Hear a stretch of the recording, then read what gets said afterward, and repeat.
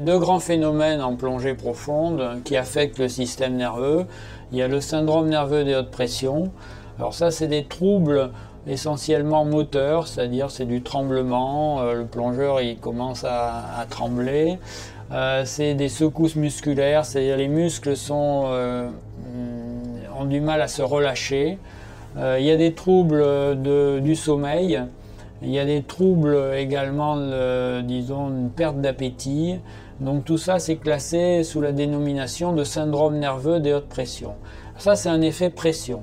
Et puis, il y a les effets des gaz. Et les gaz, c'est des gaz qui, suivant leurs caractéristiques physiques et physiologiques, peuvent être plus ou moins narcotiques. Alors le plus connu et le plus narcotique, pas le plus narcotique, mais disons le plus connu en plongée, c'est l'azote. Dans l'air, il y a 80% d'azote et 20% d'oxygène.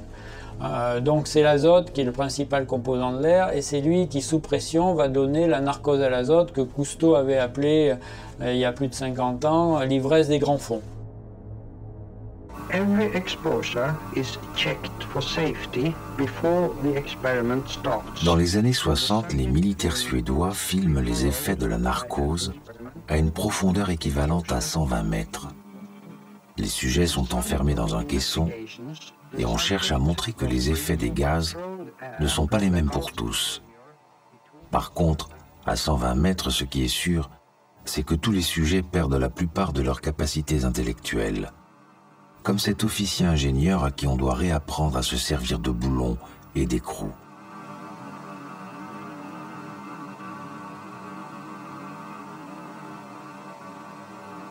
Pour d'autres, les effets sont plus spectaculaires.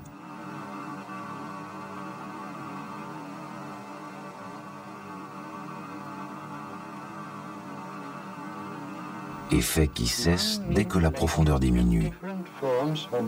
Chez d'autres sujets à qui on demande d'identifier des sons, les réactions vont être bien différentes. Incompréhension totale.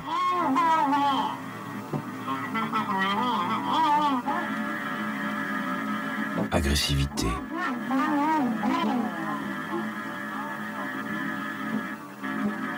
Impossible donc de plonger profond avec un mélange qui contiendrait trop d'azote.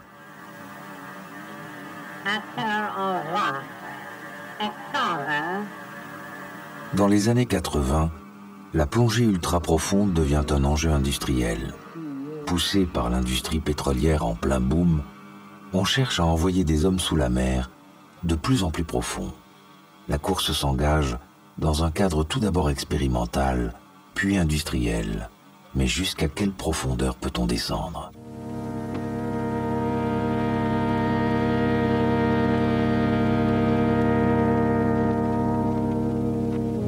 En 1982, Peter Bennett et son équipe de la Duke University apportent une réponse à cette question en remplaçant l'azote par l'hélium, un gaz plus neutre, moins narcotique. Les trois plongeurs sont enfermés pour un voyage qui va les emmener à la frontière de l'inconnu. Pendant l'expérience Atlantis 3, les plongeurs, les chercheurs et les équipes médicales ont pu réunir des informations capitales sur la meilleure manière d'amener des plongeurs à des grandes profondeurs en repoussant la limite des plongées profondes. Au 12e jour, les plongeurs atteignent leur but, 686 mètres.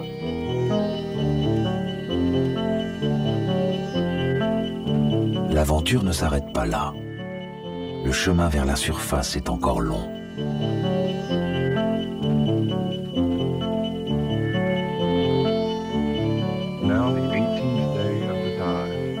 Finalement, après un voyage de 43 jours, les plongeurs reviennent à l'air libre. Ce record restera inégalé pendant 10 ans.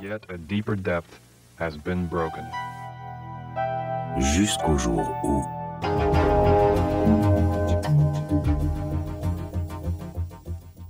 Madame, Monsieur, bonjour. Nous ouvrons cette édition par un record, celui battu par les trois plongeurs de la COMEX dans le cadre de l'opération Hydra 10. Moins 702 mètres. Le record mondial jusque-là américain est désormais marseillais. Et voilà le sourire du premier homme à être descendu à telle profondeur sous une pression de plus de 70 bars.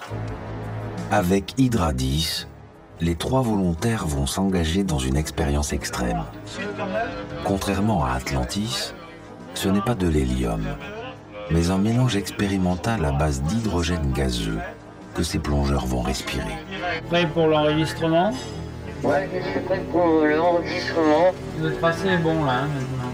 Mais respirer de l'hydrogène sous pression n'est pas sans danger.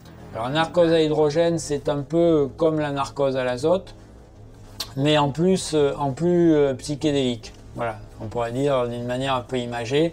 C'est-à-dire qu'en fait, les comparaisons qu'on a pu faire sur le plan scientifique montrent que la narcose à l'hydrogène ressemble plus, disons, à un effet du LSD, de la mescaline, donc à des produits hallucinogènes, alors que la narcose à l'azote est plus près de l'ivresse alcoolique.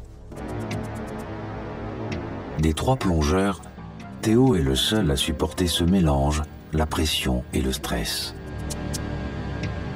Le premier qui a commencé à se plaindre, c'était un des deux qui disait que, enfin, qui lisait un bouquin à cette époque-là, je le regardais, et il est resté plusieurs jours sur la même page de ce bouquin. Donc, et après, ça s'est détérioré, quoi. Ça a commencé à... Plus on avançait dans la profondeur, enfin, plus on remontait après les 500 mètres, et moins ça allait pour les deux. Et le deuxième, après, il s'est un peu laissé emporter par celui qui allait mal. Et ils ont abandonné tous les deux, ils ont voulu arrêter.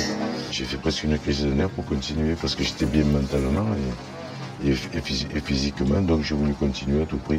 On avait fait un grand nombre de tests psychologiques, psychotechniques, bon, mais on ne pouvait pas savoir quel est celui qui allait, j'allais dire, à un moment donné, à la profondeur donnée, quel comportement il allait avoir exactement, ça c'était imprévisible et ça reste imprévisible.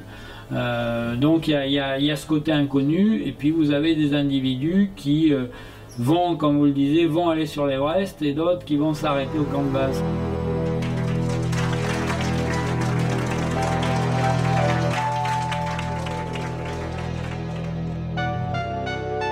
Hydra 10 marque la dernière expérience de plongée ultra profonde en caisson. La course industrielle au record s'arrête. Car peu à peu, sur les chantiers sous-marins ultra profonds, le robot remplace l'homme.